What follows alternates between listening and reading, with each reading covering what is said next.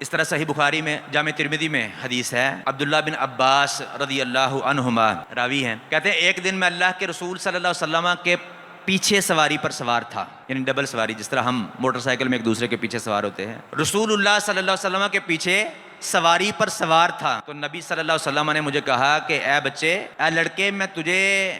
کوئی کلمات نہ سکھاؤں، تمہیں ان کلمات کی تعلیم نہ دوں؟ اور پھر ساتھ رسول اللہ صلی اللہ علیہ وسلم فرمانے لگے، احفظ اللہ یحفظک، تو اللہ کی حفاظت کر، اللہ تیری حفاظت کرے گا۔ احفظ اللہ، تو اللہ تعالیٰ کی حفاظت کر، تجدہ تجاہک، تو ہمیشہ اس کو اپنے سامنے پائے گا۔ اذا سألت فاسأل اللہ، جب بھی تو سوال کرے تو خالص اللہ رب العالمین سے سوال کر۔ وَإِذَا اسْتَعَنْتَ فَاسْتَعِنْ بِاللَّهِ، جب بھی تو مدد طلب کرے تو اللہ تعالیٰ ہی سے مدد طلب کر۔ وَاعْلَمْ أَنَّ الْأُمَّةَ لَوِ اجْتَمَعَتْ عَلَىٰ أَن يَنفَعُوكَ بِشَيْءٍ لَمْ يَنفَعُوكَ إِلَّا بِشَيْءٍ قَدْ كَتَبَهُ اللَّهُ لَكَ۔ اگر یہ ساری امت، ساری کائنات جمع ہو جائے اس بات پر کہ تجھے کوئی فائدہ دے گی، تو رسول اللہ صلی اللہ علیہ وسلم نے فرمایا ساری کائنات مل کے تمہیں فائدہ نہیں دے سکتی مگر وہی فائدہ جو اللہ تعالیٰ نے تیری تقدیر میں لکھ دیا ہے، جو اللہ تعالیٰ نے تیری قسمت میں لکھ دیا ہے۔ اور فرمایا وَإِنِ اجْتَمَعُوا عَلَىٰ أَن يَضُرُّوكَ بِشَيْءٍ، اور اگر ساری کائنات اس بات پر جمع ہو جائے کہ تمہیں نقصان پہنچائے گی، تو رسول اللہ صلی اللہ علیہ وسلم نے فرمایا نقصان نہیں پہنچا سکتی مگر وہی نقصان جو اللہ تعالیٰ نے تیری تقدیر میں لکھ دیا ہے۔ اور پھر رسول اللہ صلی اللہ علیہ وسلم نے فرمایا کہ کلموں کو اٹھا لیا گیا ہے اور صحیفے خشک ہو گئے، یعنی تقدیر